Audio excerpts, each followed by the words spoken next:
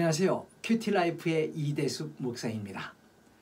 옛날에 도봉산이나 백운대에 올라가면 바위 위에다가 자기 이름을 새긴 것을 볼 수 있었습니다. 그런데요, 알프스에 가니까 거기도 있더라고요. 외국 사람들은 모르죠, 그것이 한글이라는 것을. 그러나 우리는 압니다. 얼마나 남 부끄러웠는지요. 그런데요, 하나님도 그렇게 돌들에다가 무언가를 새겨놓으라는 한 것이 있었어요. 그게 뭘까요? 그리고 왜 그렇게 지시하셨을까요? 오늘은 그런 이야기를 해보려고 합니다. 오늘 본문 말씀은요, 신명기 27장 1절에서 10절 말씀입니다. 이제 살펴보도록 하겠습니다. 27장 2절 말씀, 2절 말씀은 무슨 말씀이냐면, 이스라엘 백성들이 요단강을 건너, 즉 가나안 땅을 들어간 후 제일 먼저 할 일을 모세가 지시한 것입니다. 그것은 돌들을 세워놓고 그곳에 석회를 바르라는 것입니다. 왜 그럴까요? 글씨를 새겨놓기 위해서죠. 그냥 딱딱한 바위 위에 글을 새겨놓으려면 너무 힘드니까, 그래서 석회를 바르라고 한 것입니다. 큰 돌을 세우고 거기에 기록하는 일은 고대의 공문서를 보관하는 방법입니다. 우리나라의 경우는 광개토대양비, 각종 전쟁기념비 등이 그 대표적인 것이라고 할 수 있습니다. 그런데 서남아시아의 경우에는 두 종류의 방법이 있었다고 하네요. 하나는 오늘 본문처럼 석회를 바르고 그 위에 글씨를 기록하는 방법과, 또 하나는 그냥 돌에다가 새기는 방법입니다. 전자가 이집트 방식이고 후자가 메소포타미아 방식이라고 합니다. 이스라엘은 석회를 발랐다고 했으니까 이집트 방식을 따른 것이죠.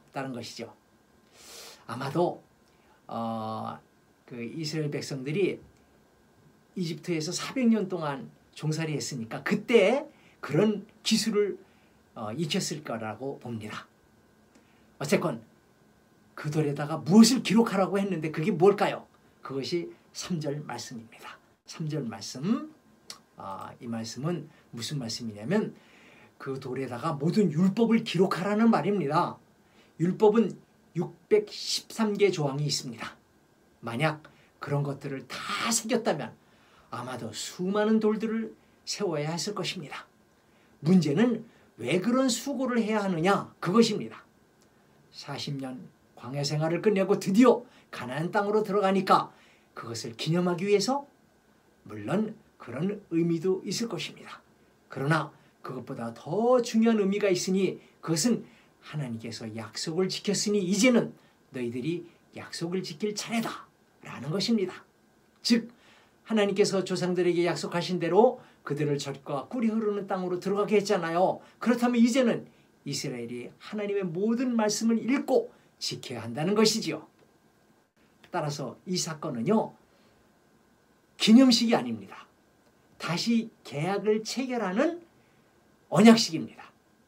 이스라엘 백성들은요, 이 언약식을 거부할 수가 없습니다.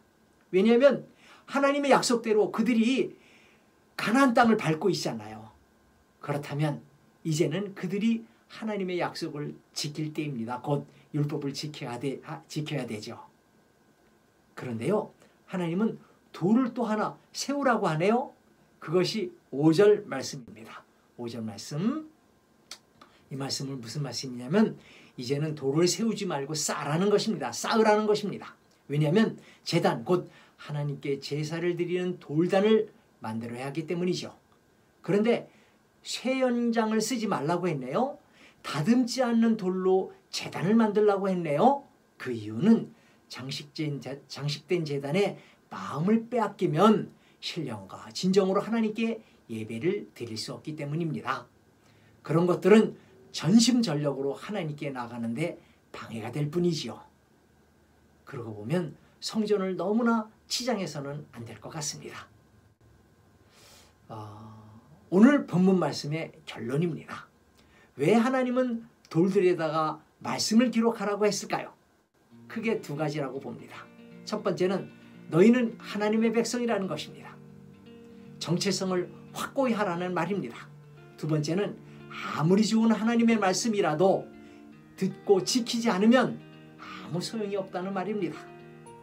운동하는 것과 그리고 규칙적으로 생활하는 것과 적게 먹는 것, 그것이 건강에 좋고 몸에 좋다는 것은 누구나 잘 알고 있습니다. 그런데 지키지 않으면 아무 소용이 없죠. 그리스도인이라면 하나님을 사랑하고 이웃을 사랑하는 것, 아마 그것을 모르는 사람이 없을 것입니다.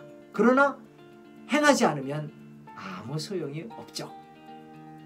그런 것들을 행하지 않는 것을 사도 바울은 뭐라고 얘기했냐면 울리는 쟁이, 요란한 꽹과리라고 했습니다. 실행이 없는 지식은 울리는 꽹과리와 같다는 말이지요. 사랑하기를 애쓰는 우리들이 되기를 바랍니다. 아무리 각박한 세상이라도 먼저 사랑의 손길을 내는 저와 여러분이 되기를 원합니다.